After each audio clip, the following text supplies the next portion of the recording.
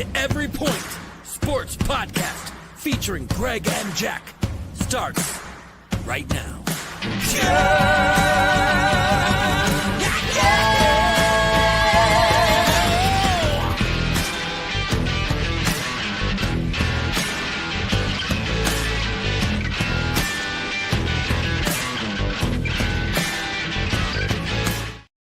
Ladies and gentlemen, I am Jack Stash from Fantasy Farm Sports. We've got the OldGamerGK. We both make up the Every Point Sports Podcast. It's week 13. How lucky are you feeling, Greg? I'm feeling very lucky.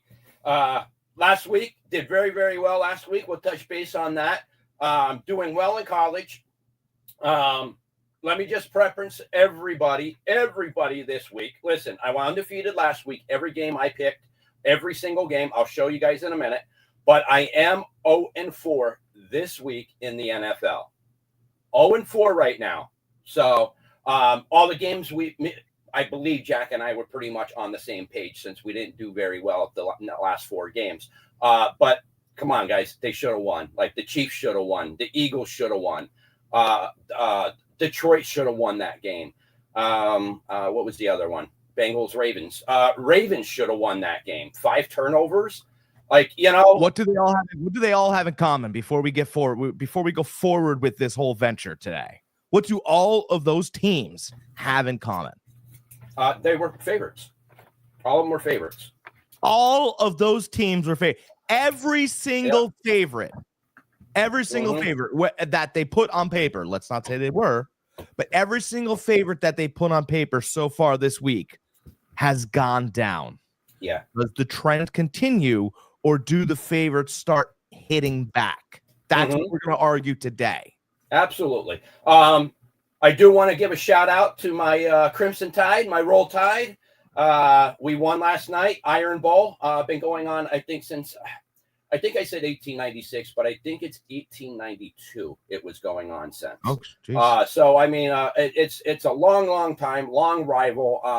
Bama fans joke. They say, you could lose. The coach could lose every single game throughout the year. As long as they win the Iron Bowl, they'll always have a job at Alabama.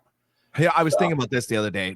Just talk about those two teams, Alabama and Auburn. I said to my buddy, I said, what like major athlete, like freak athlete, has Alabama like laid their head on as far as the NFL goes historically?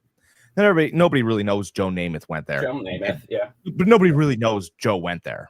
They think he went to like Connecticut or some New Hampshire school. They really do. Most people, when you ask them, it's crazy. I actually have people tell me Penn State. It's not true. He went to Alabama. But like Devonta Smith is still in the league, Alabama. But I think Alabama, out of all the athletes they put in the NFL, there's a load of them. Julio Jones, Mark Ingram, Gibbs. Sean Alexander. Everybody forgets him at running back for Seattle. The guy was phenomenal. I think the one that you're going to hang your hat on, those are all great ones. But I think the one you're going to hang your hat on as like the most out of all of them. Remember they used to have that, it's like a beachy term, most or least. You're the least. The most would be probably, to me, it's going to be Derrick Henry when it's all over. I think he's going to be the crown jewel to where Derrick Henry is going to end up he could end up a top 5 running back of all time. And that's going to be like, because Auburn has 2 guys. We know this. Auburn hangs their hat on Bo Jackson and Cam Newton. End of story. And Barkley too. If you want to be all around, Barkley too. Barkley. Yeah, he went to Auburn. Who did? Charles Barkley. Charles. Sir Charles. Yeah. I was just thinking of football. I'm just talking, you said athlete, so I'm just talking in general, like athlete. That's kind of who they, you're right. Those 2 players, but you throw his name in there. And like Cam Newton was the first quarterback in the NFL. I don't even care about Cam Newton. No, that's fine. He was the first quarterback in the NFL to where you were like, maybe the linebacker should get down. Yeah. That was a real thought. It was like, oh, well, he should get, no, maybe the linebacker should start P and Qing it a little bit because Cam is trucking people, right? You have Cam Newton and obviously Bo Jackson, very famous for multi-sport athlete, and what he could have been had he had gone longer. He didn't, but he was literally a flash in the pan. Yeah. 3-4 years. Bo was fantastic, both for the Kansas City Royals. Like unreal. Too. Like people that say, "Oh, he didn't play long enough to really make his stamp on the NFL." Listen, the time he did play, like there wasn't a better athlete in the NFL. No. I mean, there was I think real quickly to I was watching his 30 for 30. Bo knows, right? And the guy, there was an old gentleman, 89, I think was the guy's age, 89, and he was conducting an interview with the Kansas City Royals. So it was Royals management, a couple other guys, and there was this interview going on. They drafted Bo Jackson. And in the middle of the interview, the guy hears something. He thinks it's a crack of lightning. This is how he recounts it. He thinks it's a crack of lightning. He turns around and he goes, Jesus, what the hell was that? It was Bo Jackson taking batting practice in the suit he was drafted in. He hit the ball over the crown jewel of the Royal. He hit it over. And the guy the interviewer goes, wow, that must have been quite a hit. He goes, I haven't heard a sound like that since Babe Ruth. Wow. I haven't heard a sound like that. He thought it was a storm coming in. Little did he know a storm was about to arrive in Bo Jackson.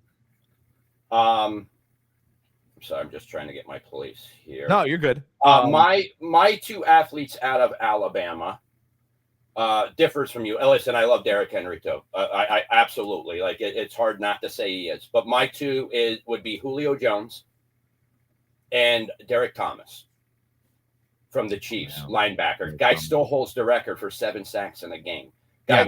Anybody that watched football in the later 90s or later 80s into the 90s, you know who Derek Thomas is. He was a nightmare for offenses for the Chiefs. I didn't know Derek Thomas went to Alabama. How about that? Oh, really? Yeah. I didn't know. And I hope there's some great players that came out of Alabama, really. So it's really hard to really sit there and break it down because Jack and I was really thinking more offensive. Like they're known for their defense. Like there's some studs that came out of there on defense. So there are. I just kind of what I'm thinking of is is when the record books end. I just think that obviously you're never going to be able to look away from the personality and the player of Cam Newton. Same with Bo Jackson. Obviously, those runs, his highlights live in infamy, right? And I think, when you think about, I know Devonta Smith, the Heisman Trophy, all that other, I just think Derrick Henry's going to live super high up there.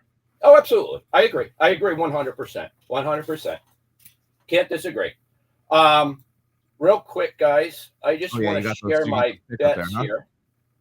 Bragging time, baby. I love bragging time. Bragging time, guys. Let me turn the audio off on that. Bragging time. That right here. Here they come. All right, guys. You probably have to blow your screen up a little bit, but you guys could look down at the bottom here. Just so you guys know, it is. I put all these in on the 23rd. So you could even see down here, I killed it on college the day before too. I wonder when they'll start letting us bet on high school. Okay, we'll start right here. Cowboys Raiders. I told you guys that was that was the previous week, right? Yeah. Okay. 23rd. Sorry, guys. Okay, we'll start right here. First, my first parlay was Chiefs, Jacksonville, Green Bay, Bears. Won on that. Again, guys, these I'm only doing like $5 bets. Imagine if I would have bumped them up to $10, $20 bets. Next parlay, 5-team parlay. Hit that. Lions, Patriots, Seattle, Ravens, Green Bay. Next one, I took the Chiefs over the Colts straight up. I took the Bears over the Steelers straight up. I took the Lions over the Giants straight up. Took the Jags over the Cardinals straight up. Did another parlay. Detroit, New England, Seattle, Baltimore. Took the Falcons straight up. Took the Dallas straight up. If you guys remember, that was Jack and I's upset of the week right there. Took Cleveland straight up. Took another parlay with Jacksonville, Atlanta. Took the Rams straight up. And we finished it out with the Rams and 49ers on a parlay. Now, I did lose a bet. All right, so I don't want to say I went undefeated bet-wise, but I picked every team right. I did the 49ers and the over. We all know what happened. It was the 49ers and the under. So, but as far as picking teams, I picked, if you go through, that is every single game last week, and I picked them right. And you can see I also finished up with Portland State on the money line for college basketball. One of my biggest losses. I have a win and a loss to confess to last week. I won on the Rams. Mm-hmm. And I also took the Buccaneers getting 18.5. That's my loss. That's a god, but let's tell the truth. That's a good bet. Oh, absolutely. They were down 14-0. I expected certain things. They were driving, to be quite honest, Mayfield doesn't have a wide receiver that could catch the ball and get open. And so, he reverted to kill the man with the ball. And, sometimes the man dies with the ball. Like that. It's named that because sometimes the pile becomes too much and they just cart the man off and they keep the ball and they find another man to kill. And unfortunately, I had to live with watching Teddy Bridgewater for 3 quarters. And that is the worst kind of lifestyle you want to live. It's not, being high in an alleyway in Istanbul. It's watching Teddy Bridgewater lose your 18.5 with every pass he makes. Mm-hmm. All right. Listen, done bragging. It's on to the games now. All right, let's go. All right. Next, first on the docket, we got the Rams at Carolina Panthers. Rams are giving 10 points. Over-under is 44.5. Rams money line, -575. Carolina is plus 425. I mean, this is pretty much a no-brainer. Rams all day. Carolina has 3 linebackers still out. I don't know if Horn is playing right now. I don't know if he's out with that injury or not. Carolina, as much credit as we want to give them, they're not quite there yet. They're just not. Big mistake from them is they're not running the ball enough. Dow is killing it when they are running the ball. I think they are 6-1 when they rush the ball more than 15 times. But again, they're playing against the Rams defense, one of the best defenses in the league, one of the youngest in the league. Stafford and Devontae Adams just are on, I don't know, this psychic tear where they just know what each other is going to do. I'm taking the Rams all day on this. If you want money line, that's fine. Mm-hmm. I like Carolina getting 10 at home. Okay. The Rams, the Rams are on a tear.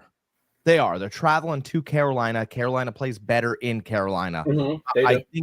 I think there are, there's definitely Ted McMillan's a mismatch for the Rams defense. The Rams defense, yes, they're great up front. On the out in the corner, they're fine. They're fine. They're getting solid. They saw 3 quarters of Teddy Bridgewater. Before that, they were fine. Mayfield had 50-some yards passing. He was moving the ball pretty easily. Right? Tampa's line wasn't very good.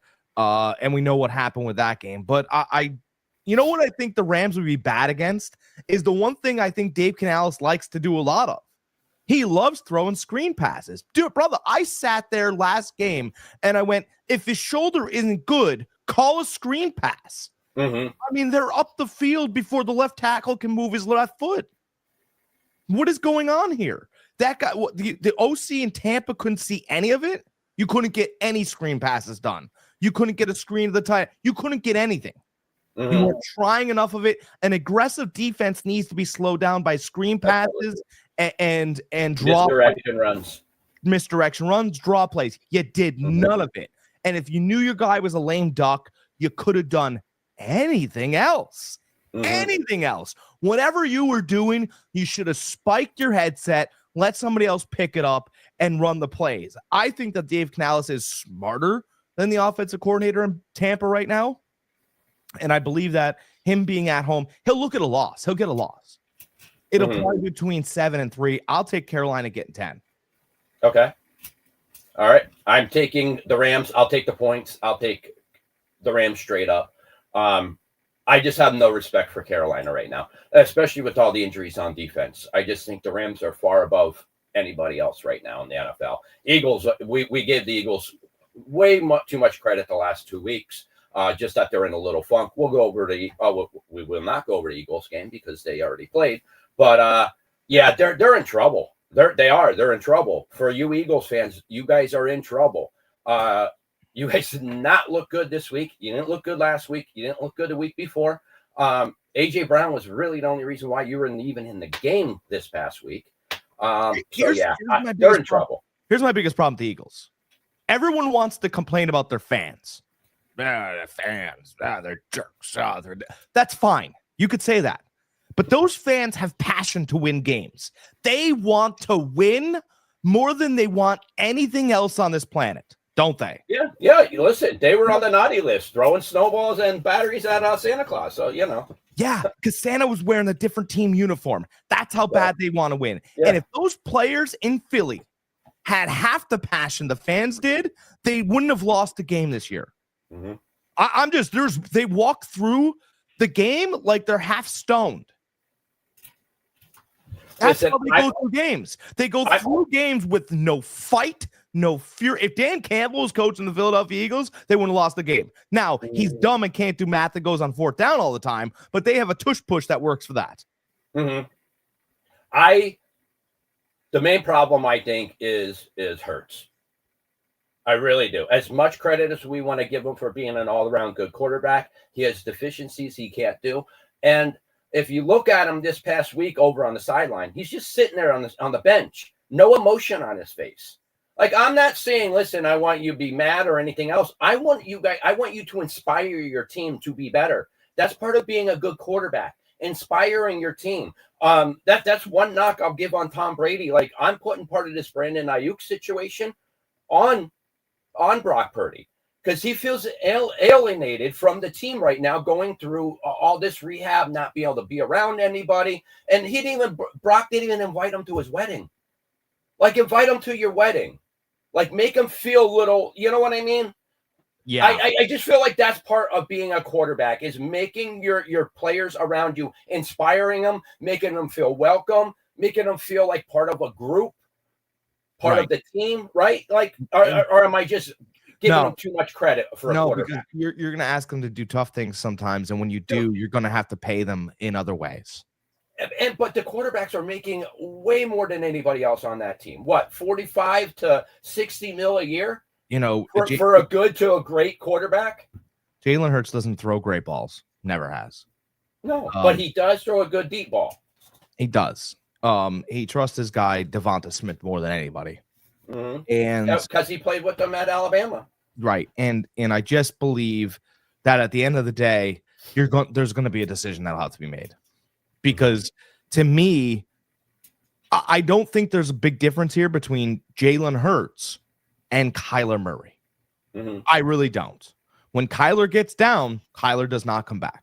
Mm-hmm. He really doesn't. And he sits on the sideline and kind of he can't figure, like, once he loses his queen in a chess match, you might as well count the moves. Mm-hmm. It's over. He lost his best piece. He can't win with a combination of the others. He can't. He does not figure it out to come back into games. Once Dallas gained any you could say 21-0 about Dak Prescott. You could say whatever you want to say about Dak Prescott. Man, he was mad down 21-0. Mm-hmm. He was mad, and you were going to make sure that at least he threw for 350 yards and a couple touchdowns. You were going to go, well, Dak tried to come back. I don't think Jalen Hurts has that, and it's unfortunate. And if you looked at Dak on the sideline, he was walking up and down, talking to his receivers, talking to his offensive line. The only other time when he wasn't doing that is when his nose was in the pad, looking at the play, wondering what he did wrong or if he did a bad read. But any other time, he was there trying to inspire his team. Listen, guys, I am the biggest Dallas hater out there. I can't stand them. Stephen A. Smith is even low on the totem pole as far as hating the Cowboys to me. I cannot stand them. But I have to give them credit where credit's due. And listen, they played a hell of a game. I thought they were going to win anyways. But being down 21-0, I was like, oh, well, I guess I was wrong on this one. We'll chalk that up. Dude, they did not quit. Dak did his thing. Dak did his thing, and it looked good. George Pickens and CeeDee Lamb, just ridiculous together.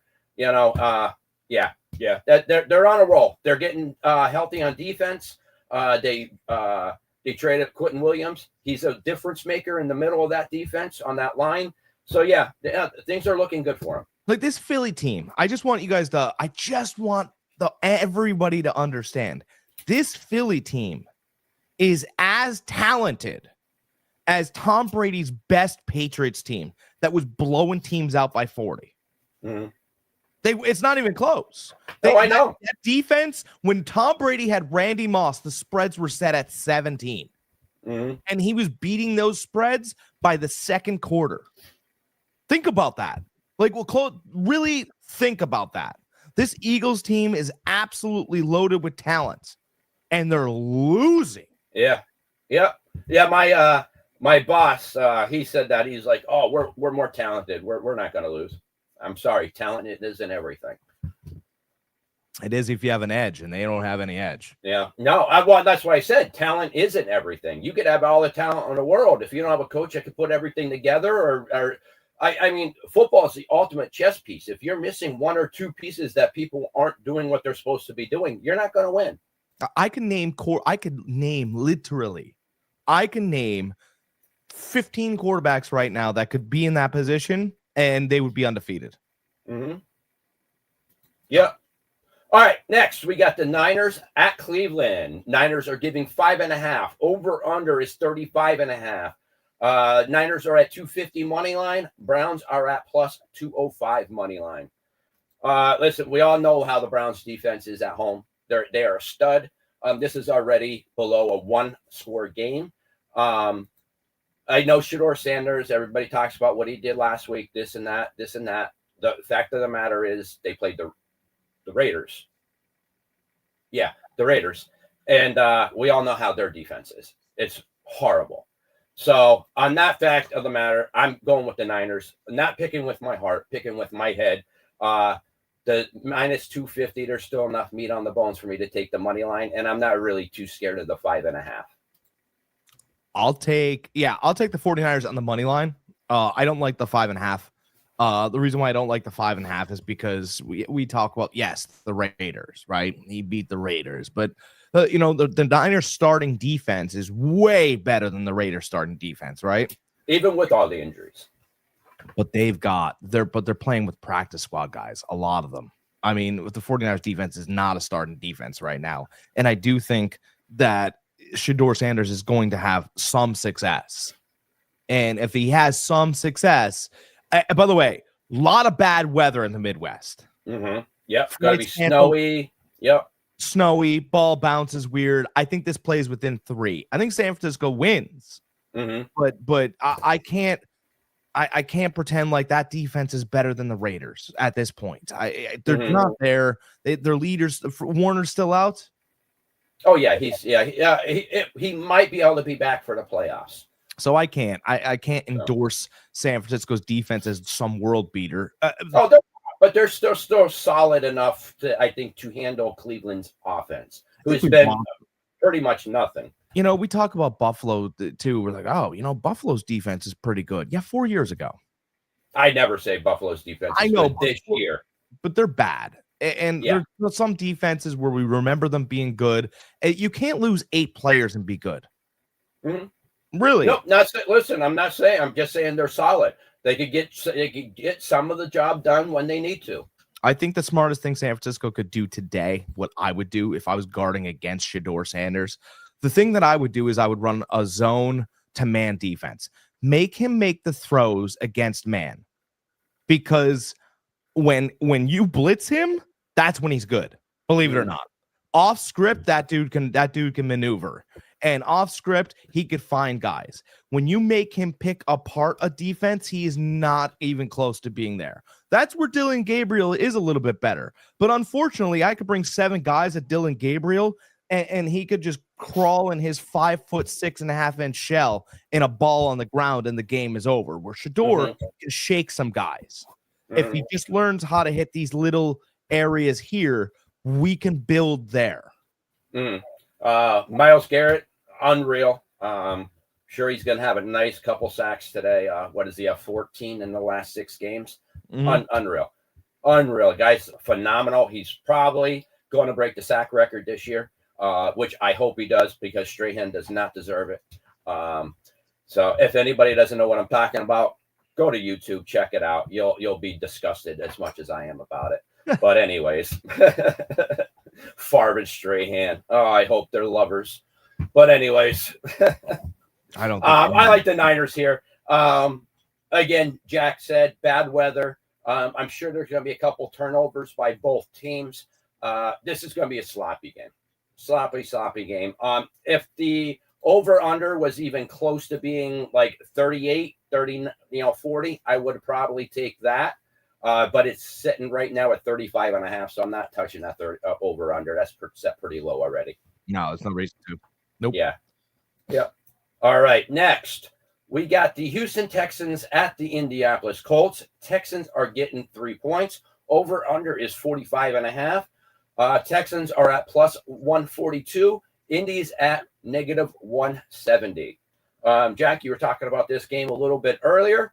Yeah, you want to take this first? Yeah, I would love to. So we're betting the old Colts, right? We're betting the old Indianapolis Colts right now, and by old I mean like week 4, week 3. Mm-hmm. Wow, this team is good. This team's firing on all. This team is ready to go. Daniel Jones this week thought he felt a little weird. His legs just felt a little weird, so he's, let me get this checked out. He's got a broken leg. It's a hairline fracture, but let's not pretend like it's, if you have a hairline fracture, let's start here, and you're going to play against Houston's defense, you might as well break your own damn leg before you take the field. Yeah. They were all over Josh Allen for 8 sacks, and let's not pretend like Indiana Jones is Buffalo Josh. He ain't. Mm-hmm. He ain't No. it. Right? So Josh has a little bit more wiggle. I know Daniel Jones can move a little bit, but if he needs to stop on a dime on whichever leg is broken, not just bothering him, what do you think is going to happen? Bang, dead. Mm-hmm. Dead. Now who's your backup? I couldn't even tell you. Is it Bailey Zappi? Is it? I have no idea who the backup is, but that Houston defense is not going to stop. Mm-hmm. Yeah, no, they're relentless. Anderson's a stud. They have some on the back end. No, they're good. They're good all over on that defense. They're fast, aggressive. Their coach is a great defensive coordinator. Ryan, he was a coordinator for us, for the 49ers for a while. But yeah, DeMarco Ryan, he's a stud, actually former Bama player too, by the way. Will Anderson and to me, Will Anderson and Micah Parsons are game wreckers. I know we love Myles Garrett's a great player. Yes. TJ Watt, but when I watch Will Anderson, I he doesn't stop moving. No, he was like that in college too for Alabama. He was unreal. He really was. I pray, I'm like, please, they can't stop him. Mm. They can't stop Indy's not going to stop him. It really, really stinks that Myles Garrett is stuck in Cleveland throughout his whole career, because I would really like to see him on a good team and seeing what he could really do when he has an offense behind him. Like, imagine a team where you're up by 2 touchdowns, 3 touchdowns in the third quarter. How he could just pass rush the hell out of you then. Like, I would love to see it. I mean, the guy's phenomenal. He doesn't get near the credit he should because of the team he's on, and I think it's unfair. But you're right. I don't want to take anything against Will Anderson. The guy is one of the youngest, brightest defensive stars in the league right now. So, guy's phenomenal. Myles Garrett had opportunities too, right? They had Nick Chubb, they had Mayfield, they had Landry. He could have talked up the offense, and when he was given opportunities at the podium, he failed. Yeah. He did because he knows what Cleveland is. No, but they had an offense, they had a team, and there were opportunities that he could have taken and failed. Will Anderson's like Davis Mills. Oh, you don't think Davis Mills can play? All right, well, they don't think Davis Mills can play. Like, he's like all over. He's like, you know what? I've got a little bit of trouble with Davis Mills, and you guys are going to find out. Whether you think so or not, he sells it, and it's believable. Mm-hmm. He's a good salesman too. Well, I mean, he was the starting quarterback before CJ got there. And we both know what kind of recruit he was out of Stanford before he. Yeah. Oh, yeah. And he played very well for Stanford. Very well. That's why he got a starting nod for the Texans at some point. It's just he's a very, very good backup.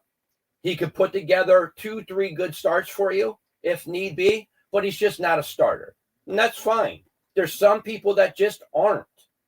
I don't know. He could start Minnesota. Right now, yeah. And actually, no, you're right. No, you're right. Let's see. You're right. Hey, let's see. Hold on. Let's go a little bit further. He could start in Arizona. And by the way, he fits their culture. They have Gannon's a defensive-minded coach, and Davis Mills doesn't turn the ball over.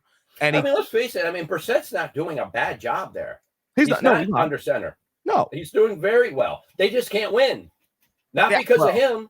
But I just think it's a little interesting. We're like, yeah, he's not starting. It's like, well, wait a minute. There hasn't been money spent on him, which is kind of crazy. How bad some of this quarterback play is in the NFL. That somebody like that would be better option than the starter. I mean, we said that about Winston. Like, how is it Jameis a starter somewhere in NFL? Because they don't tell me he's not better than Rattler or Shoe at the Saints. I don't even know how to say his name. I know my point exactly. No, you're right though. But again, so what they try to do is they try to give you a contract, right? Or they give you a contract, and once you've played out that contract, if you don't have another contract down the road, or no one wants to raise their hand for you, you're a backup. That's it. That's how it goes.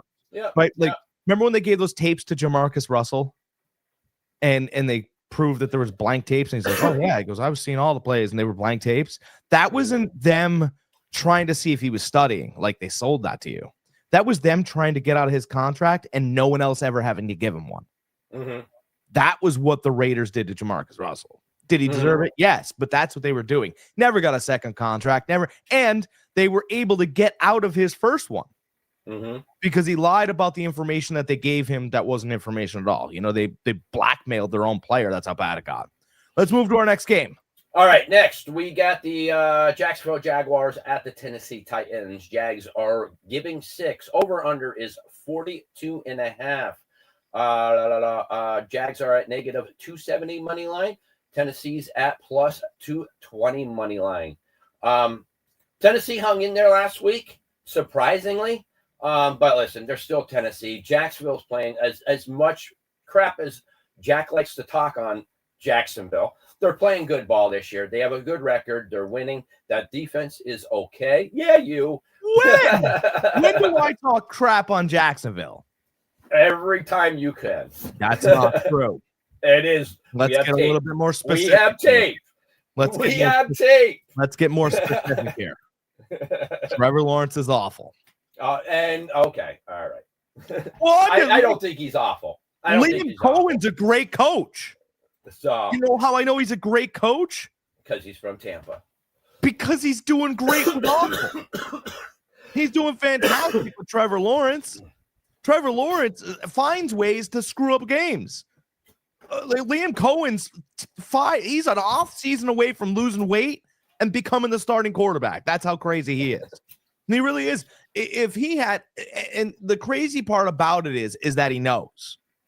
He knows. He had Mayfield last year, 40 touchdowns. If Trevor Lawrence doesn't throw 40 touchdowns or even close in the same style offense, he downgraded in quarterbacks.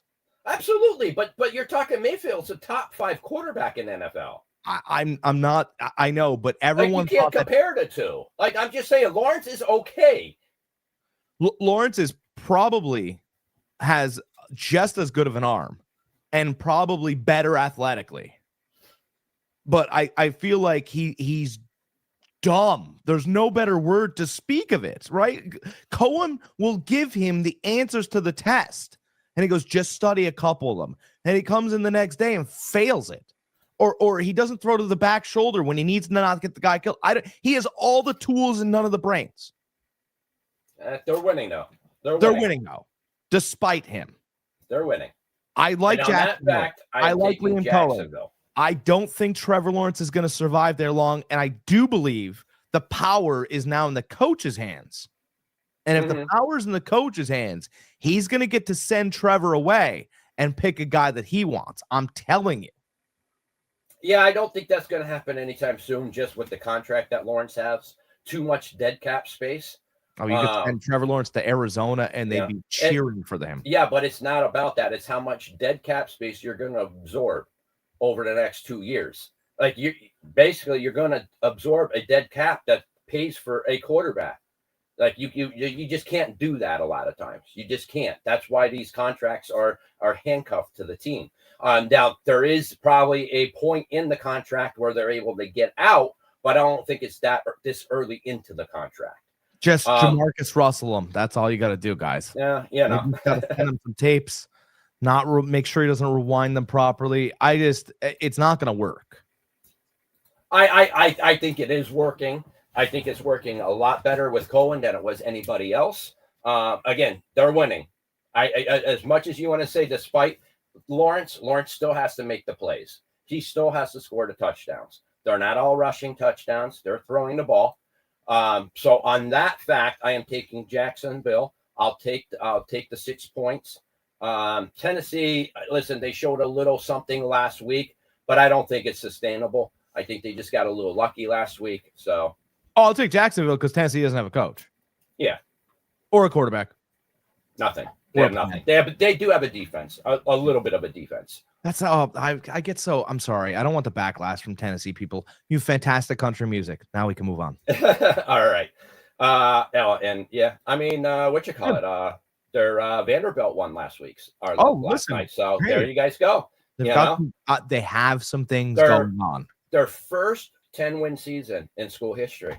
Hey, that's awesome. It's pretty crazy, isn't it? They showed a stat. They showed a stat up there on the screen. I was watching the game, and Tennessee has like 37 10-win seasons, and it showed a big zip for Vandy up until this year. They won, so of course now they have their first 10-win season. And their ascension all started with that guy that can't coach football. Remember his name? Yeah, James Franklin. Yeah. Another great stat on that game: first round picks. Tennessee had like 200 and something first round picks. Vandy had 4. Oh my God. Yeah, I just some stats guys out there I thought you guys would like. I got a kick out of it. I actually had to rewind it and pause it just to show Joy and our parents because they were over watching the games and stuff. So we decorated our tree yesterday and got that up and everything. So nice family time. All right. So Jack and I both like Jacksonville here. Jack says despite of Trevor Lawrence. So next, I like everyone on the team, but we got the Saints at the Miami Dolphins. Saints are getting 5.5. Over under is 42.5. Saints are at plus 205. Miami is at negative 250. Listen, this is in Miami. Actually, even if it was at the Saints, it really doesn't make a difference because it's a dome. But I like Miami here. They're down there. They can spread the ball around when they're in warm weather. They're playing a lot better ball than they were earlier. And it's the Saints. The Saints have been horrible all year. All of a sudden, Miami's winning games. Yeah, let's go. Let's get this money. Woo! What's up, Chris? Brand new subscriber to Fantasy Farm Sports. Dude, Miami today. I love Miami. And I know people don't like Mike McDaniel, but I like Mike. I think he's a good coach with bad tools. I wouldn't ask you to fix a car with a fork and a knife. And that's what he's been given. An uninspired Tyreek Hill. Tua's had a tougher year. He's had to find new targets. Darren Waller's in and out of the lineup, but that defense has fought well for him. Right? The team has fought hard for him. And I think here's what I want to see for Miami. I want to see John Gruden get the general manager job. That's really what I want. I want John Gruden to get that GM job. Now you have a football guy because that's what John is. And you have a brain in McDaniels who went to Yale. So for all the people going, he's an idiot, should stop talking. Mouths should be duct taped, thrown in a closet. I don't endorse it all the time, but for these people, I need to. McDaniel's a smart guy. So if you get a football guy with a smart guy and you get them into a draft room together, you're going to get pieces that you need to build this team. And I think a lot of his philosophies actually fit with Gruden. He wants to run the ball. He wants to pound the ball. He wants to be tough. Now that Chris Greer is gone, maybe we'll draft in the trenches on both sides of the ball. Yeah, that guy, my God, he was awful. He did a few things right, but you can't give Tua a contract that he did not deserve. And you can't go, hey, Tyreek Hill, would you like $200 million for the next 10 years? You're still a cheater, right? Right? Oh, no? Okay. Problems. The first couple years with Tyreek was great for them. They were, but you needed to sell him back to Kansas City when they were talking about the rumors this offseason. You needed to get some capital for him and trust that process. And it just drives me absolutely insane when you sit there and go, well, we have the guys. You don't. You don't. You have the coach. Yeah, we talked about this, I think, last week, the week before, about getting somebody in there, keeping McDaniels, because he is a good he's a brain. He's a brain, but he's not a leader of men. He can't lead a team like that. He's too much of a player's coach, almost to the point where he's a player. I don't think the players really respect him that much. I think they think he's smart, but I don't think they respect him that much. And that's where you get somebody like Gruden that the players respect, that the players, it instills a little fear, a little be on your best behavior type thing with a player like Gruden around. But he would work in the general manager facet, right? Yes. Personality and in that situation, yes. Can he do the job? We would have to see. We would have to see. I would think he would. Him and McDaniels, I think, would work very well together. You made a great point. Put those two in a draft room together. It would probably come out very good. But again, we would have to see. We're trying to build two things in Miami, right? We're trying to build excitement, which that would do, right? We're trying to build excitement and a product. Those culture. Fans deserve unique culture much better than what they have. And they don't have anything because the guy that you just fired's gone. Listen, their culture right now is they're soft. That's their culture right now. They can't win in cold weather. I brought up a stat throughout earlier in the year, how they're like 0-something with under 50-degree weather or 55-degree weather. Like they can't win under 55 degrees. I mean, it could be worse. It could be worse. You could have Jamar Chase and T. Higgins and pay them a lot of money and have less wins than Miami. That Zach Taylor should be gone. Zach Taylor should be gone. And again, it's that ownership there in Cincy, and it's never going to change. It's never going to change. They don't want to spend the money on that side of the ball. They spent the money on that's why I said that side of the ball. They paid Burrow, they paid Chase, and they paid Higgins. Listen, the money that's left over, you need to put on that defense, and they're not. I mean, we've seen the torture that they put Henderson through. By the way, Miami fans, just real quick, there is an outside backdoor way to the playoffs for your team. I'm just saying. And if they keep winning these cupcakes, and they're going to win this one today, all of a sudden, those people that spent money on those banners on airplanes that said fire McDaniel, boy, I'll tell you what, they should just give the money to us. Why not? We won't do stupid things with it. We'll relax. We'll watch the game. We'll invite our friends over. And if we don't like it, we'll yell at our TV. We're not going to spend money on an airplane and a banner to be wrong. Yeah. Wrong. Let's move on. So we both like Miami here. Yes. Let's see here. Next on the docket is Atlanta Falcons at New York Jets. Atlanta's giving 3 points. Over under is 38.5. Atlanta is at -162. Jets are at +136. Jack brought up earlier how on the Northeast, bad weather. This is in New York, New Jersey. So they are going to see bad weather. We're experiencing snow right now. It's snowing at my house. So everybody knows in bad weather, what negates bad weather? A good running game. It's true. What does Atlanta have? A good running game. Correct. Listen, I know the Jets have played better ball, especially since Fields got hurt or benched, however you want to look at it. I'm just saying. They did look way better, though, once he was gone. Way better. He's not a starting quarterback. I'm still going with the Falcons here. It's bad weather. I think this plays right into Atlanta's strong suit. Even when they pass the ball, it is they have big weapons. You know, they have Pitts, they have Landon. You know, two big guys. You know, then you have Bijan Robinson running the ball, and I believe Kirk Cousins is still playing, right? Yeah, where'd he go to college at again? Yeah, in Michigan State. Really? And where else did he play? Where else did he play though? He played in Minnesota. Well, Minnesota's indoors though. It's okay. Washington. But he still had to play in playing Minnesota. He still had to go to Soldier Field. He still had to go to Lambeau. And I don't know if Detroit had that inside stadium at the time. I think Minnesota was the first. I think they did. I think they did. But again, and he played for Washington, who drafted him. So let's not pretend like Kirk can't throw in that weather. Exactly. And if you're slower, because he's older, if you're slower and because you're older, what you guys think of a Puka TD? You know, it's not a bad call. I just don't know if they'll need it. That's the thing, right? So they're playing Carolina. I don't know if they're going to need a Puka TD. They might get up early and then just try to run it. Just be careful with that. I appreciate the question. If you really want my opinion, put it on Adams. Adams is going to get the TD. I said before, him and Stafford, they're on this psychic link right now that's unexplainable. You remember how Kelsey and Mahomes looked early? Yeah.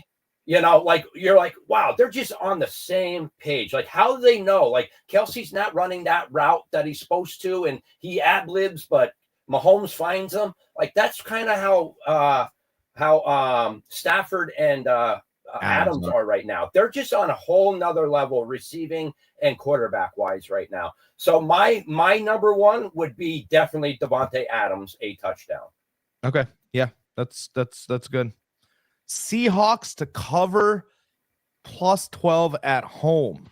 We will get to that game. Just hold on a minute. We will get to that game. First, we got to finish up with. Well, we both like Atlanta, right? Yeah.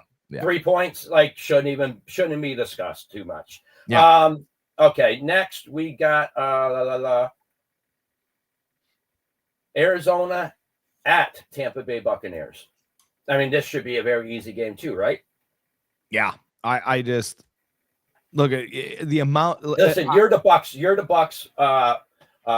fan / expert here, so you tell us. Yeah, I don't think that Todd Bowles would have sat down Baker Mayfield if he couldn't play. Mm-hmm. Here's the other thing too. I'm not sure Baker's going to be able to play the whole game, but he does give them the best chance. My other thought here is that I think there's two game plans. Mm-hmm. If Baker gets hit, if there is a tinge, if there is a problem, there are another set of plays for Teddy. I don't think there was the other week. Okay. I think there's two game plans. Baker plays. Hopefully we can control the game enough and he can get us in and out of plays. If he can't, and we have to move on to Teddy, we've got 35 plays for Teddy with 7 different variations. I don't think Tampa loses to Arizona at home. I wouldn't play with the -3.5 because you don't need 4.5 on my end. 4.5. Okay, so we're getting a little bit more interesting. You could probably go ahead and rock that money line if you want, but I'll take Tampa Bay. They need sometimes you just need a win. Sometimes you just need a win. And by the way, all that tape that you saw last week against the Rams should be motivation enough for Todd Bowles to kick some ass on that defense. I love Brissett, but let's not pretend like he's not slower, and let's not pretend like he does not see people coming around that corner because he has no clue. And you'll get fumbles lost, and I believe that Mayfield will come. I think it's his over-under is 238.5 yards. I think he comes under that. I don't think he needs to throw a lot. I think it's going to be dump-offs, running, power game. I think Tampa Bay handles Arizona pretty easily. Mm-hmm. I agree 100%. We spoke before saying that Arizona has played better ball with Brissett under center than Kyler Murray. It's still, they don't have enough there. It's still, I want to say it's still Arizona. Like we just said, it's still the Saints. It's still this team. Like I know we have a thought of certain teams, and sometimes we need to break away from that thought. but Arizona is not one of those teams. It's still Arizona. I like Tampa Bay here on the money line. I am not touching the points, 4.5. That's kind of weird for me. So I'm sticking with the money line on that. All right, on to the 4:00 games. All right, here we go. You and your plus 12.5. We got Minnesota at Seattle Seahawks. The Vikings are getting 12.5. Over under is 42.5. The Vikings are at plus 600. Seattle's at negative 900. They are starting a rookie quarterback. I forget what his name is. The Vikings is. That's even worse. JJ's. What's that? That's even worse. Yeah. Well, I can't remember what his name is. If Nick was watching, he would tell us. But JJ is hurt or benched, whatever you want to say. Is he hurt? You know. So yeah, body. Yeah, I like Seattle here. I mean, 12.5 is a lot. They still have a good defense. They still have a good running game. Do I think that rookie quarterback will make as many mistakes as JJ? I mean, they could they could be the same. I mean, could you get worse than what JJ's been playing? Yeah, I'm gonna tell you, I like this number flipped. I like Seattle by 21. Yeah, they're in Seattle. We know how that defense hits. You're gonna blink your eyes and Seattle's gonna be up 17-0. You got a rookie quarterback against that Seattle pass rush in Seattle. I think Chris is right. It's a game where you look at it, you're like, man, I really want the points. That's good. You take the points. I'll sit at home. I'll drink my coffee. I'll eat my lunch and watch your points disappear with every Sam Darnold throw to Jackson Nick Smith-Njigba. That's what's going to happen. Yeah, and they have a solid run game there too. So yeah, they got a lot going on, and Minnesota's got beautiful purple uniforms. Listen, their defense is still solid. Their offensive line is all right. They have two. I mean, they still have Aaron Jones, and Mason's a decent backup. He's pretty good too. They have Jefferson. They have Addison. They have Nair, the other wide receiver. They still have Hawkinson. They have weapons. They just don't have a quarterback. They have a team. They just don't have a quarterback. What about the? It's like the Niners back when we were really young, and we had to play Chris Mullins at quarterback. It's like, yeah, we got a team, but we just don't have a quarterback.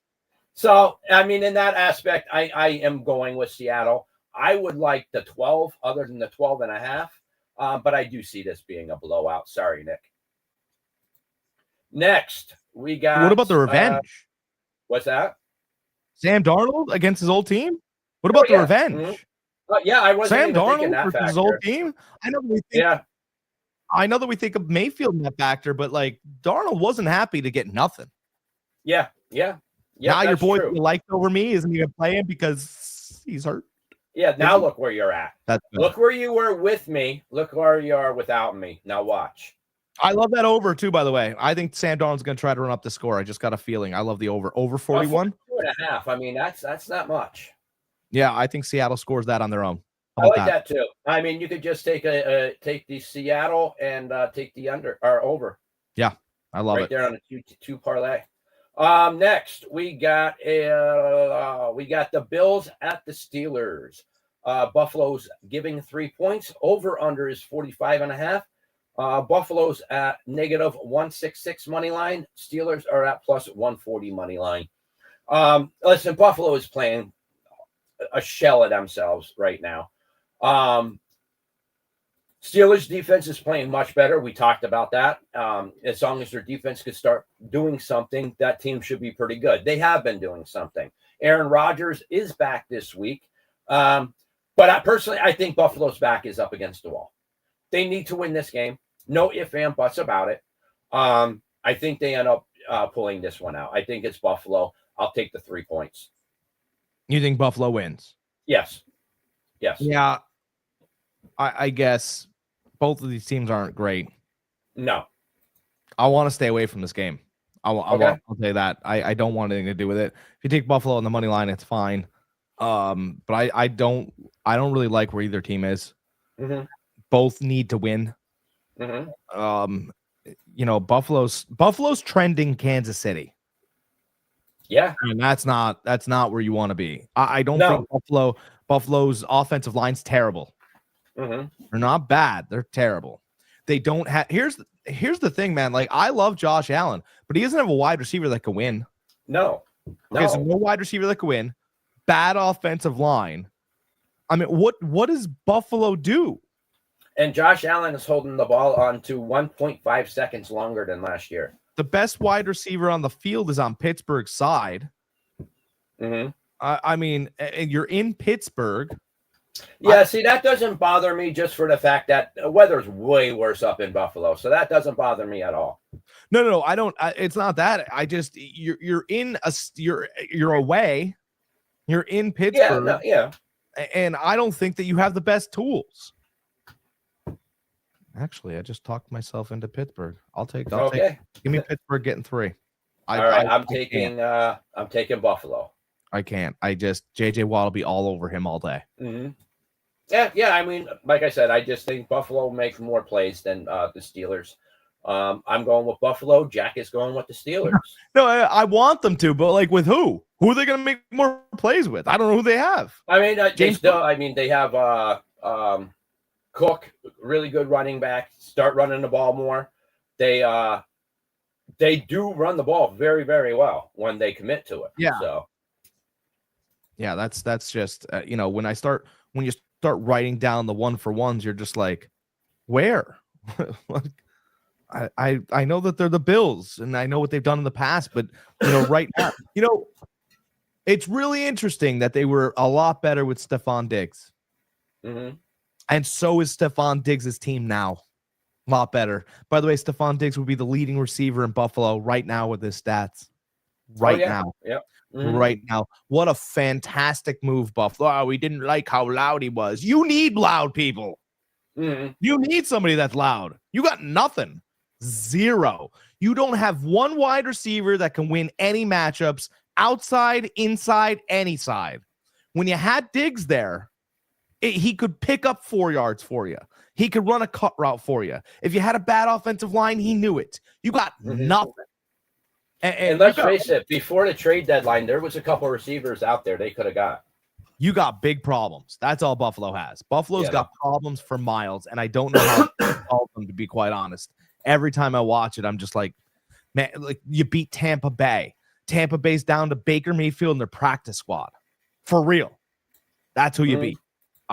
It's starting to get real difficult sticking my money on Buffalo every week. Yeah, I'm taking them. Their backs are up against the wall. I just think that they will find a way to pull this one out. Well, all right, next. Couple minutes till we start it all. Oh, next. Well, we got 3 games real quick. We got Raiders at Chargers. Chargers are giving 10 over under 45.5. Money line for the Chargers negative 575. Raiders plus 425. I think the Raiders not touching the points. I think the Raiders offensive coordinator will know all the plays this week. All right, we both like the Chargers on the money line here. Next, we got Denver at Washington. Denver's giving 6 points. Over unders 43.5. Broncos are at negative 290. Washington's at plus 235. Broncos are playing one of the best ball in the league. They're disgusting on defense. I got to take Denver until they prove me wrong. I agree. Oh, and Mariota's still playing, so Daniels is not. I'm like Denver? Oh, yeah. There's no. Okay. All right. And then for Monday Night Football, we got the Giants at the Patriots. Giants are plus 7.5. Over under 46.5. Money line plus 320. Patriots are at 410, negative 410. I like the Patriots on the money line and the over in this one. I think you're dead on with the over. Okay. But that over number is a Giants number. Yeah, but I just think they're going to score. I'm not touching that 7.5. No. But I'm saying that 7.5 is a Jackson Dart competing with and against Drake May. It's a different Giants team when Jackson Dart plays. Oh, absolutely. And I love Jameis Winston, but there's a little bit more juice in New York when Jackson Dart plays. I love the Giants to beat New England. This is my pick of the week.